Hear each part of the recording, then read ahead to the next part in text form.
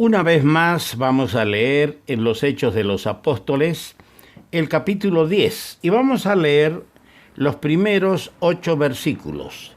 La palabra del Señor dice así: Había en Cesarea un hombre llamado Cornelio, centurión de la compañía llamada La Italiana, piadoso y temeroso de Dios con toda su casa, y que hacía muchas limosnas al pueblo, y oraba a Dios siempre.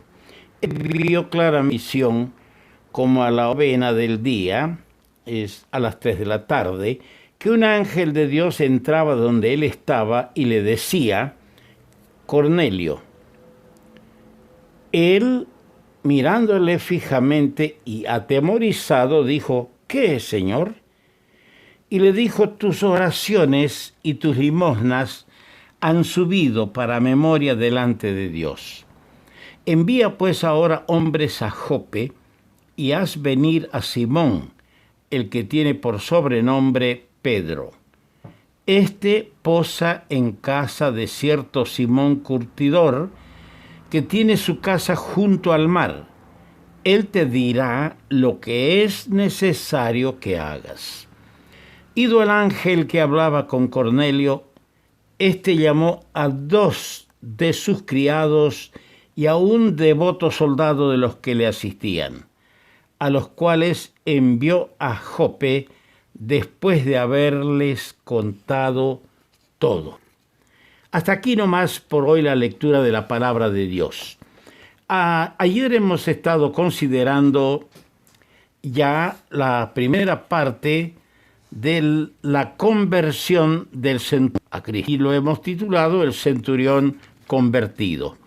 Ahora yo quiero añadir a la lectura de hoy un versículo que son palabras escritas por el apóstol Pablo a la iglesia en Éfeso, en su capítulo 2, versos 8 y 9, dice: porque por gracia sois salvos, por medio de la fe, no por obras, para que nadie se gloríe. Esta es la doctrina bíblica en cuanto a la salvación. Hemos leído de un hombre con hermosas virtudes, y era un militar romano de nombre Cornelio que vivía en Cesarea. Era piadoso, era temeroso de Dios con toda su casa, hacía limosnas y oraba a Dios siempre. Mucha gente utiliza eso como ejemplo para decir que el dar limosnas, el hacer obras caritativas, el orar a Dios ya le ha dado la salvación. Pero el apóstol Pablo, y lo hemos leído en la palabra de Dios, somos salvados gratuitamente por medio de la fe, no de las obras. Porque dice, no por obras, no por hacer limosnas o hacer sacrificios o cumplir con ritos y ceremonias, para que nadie se gloríe. Es un regalo de Dios la salvación por medio de la fe.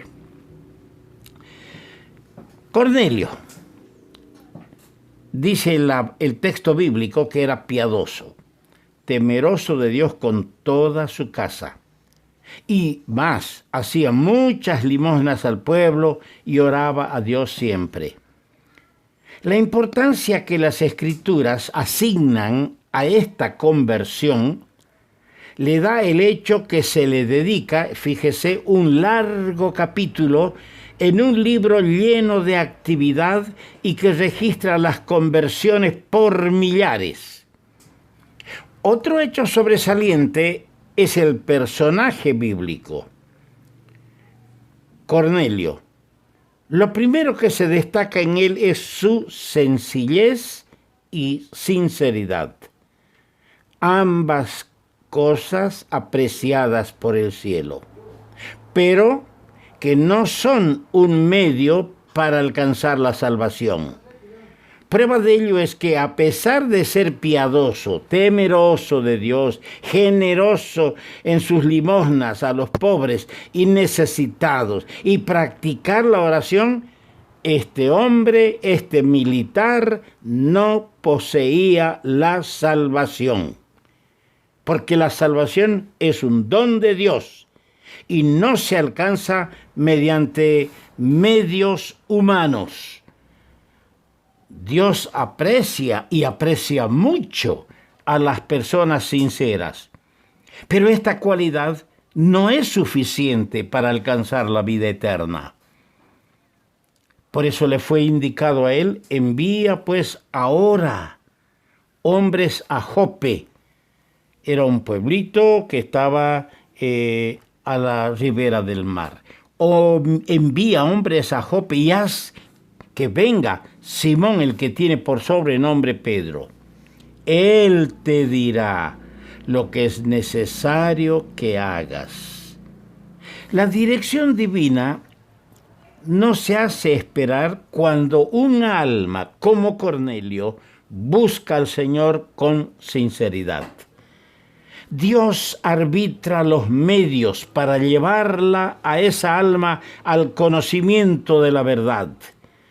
Él, Dios, es múltiple en sus recursos y ordena los acontecimientos.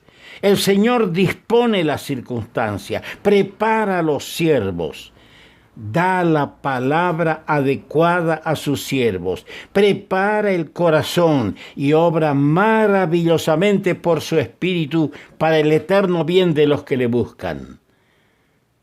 Hay ejemplos bíblicos que vienen al caso.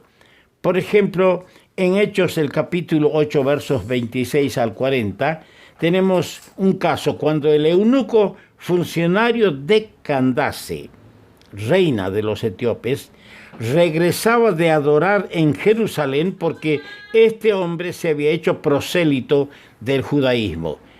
Estaba leyendo en su carruaje al profeta Isaías, deseoso de hallar el camino de la vida. El Espíritu envió a Felipe el evangelista en un viaje, al parecer inexplicable, para anunciarle el mensaje de salvación. Otro caso, en el capítulo 9 de este mismo libro de los Hechos, cuando Saulo de Tarso, el principal perseguidor de la iglesia, iba camino de Damasco, el Señor salió a su encuentro y él se rindió a Cristo. Al entrar en la ciudad, Dios tenía preparado su siervo Ananías para guiarle y confirmarle. Siempre el Señor tiene sus siervos preparados para cruzarse en el camino de aquellos hombres y mujeres que están angustiados, desesperados, al borde de la locura, porque no tienen paz, tienen dinero, tienen familia, tienen posibilidades, tienen todo, pero no tienen paz. Y son sinceros en la búsqueda de la paz y del perdón. Y el Señor envía a sus siervos a su encuentro, como le dijo a este hombre: Él te dirá lo que es necesario que hagas. Por otro lado, nosotros leemos en las Escrituras, en el Evangelio de Marcos capítulo 10, cuando Bartimeo anhelaba recibir la vista. En el capítulo 5, cuando el endemoniado gadareno gemía por liberación. En el capítulo 17 de Mateo, cuando el padre del muchacho lunático desesperaba ante el fracaso de los discípulos. En Lucas 19, cuando Zaqueo, un cobrador de impuestos, escondido en el árbol, buscaba su oportunidad. ¿Qué pasó en todos estos casos? El Señor llegó para bendecirles.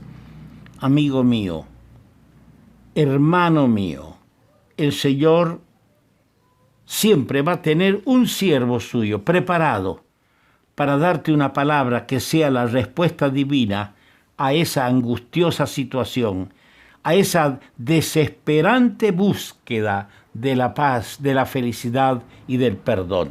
Vamos a continuar más adelante. Que el Señor bendiga esta breve meditación sobre el centurión convertido.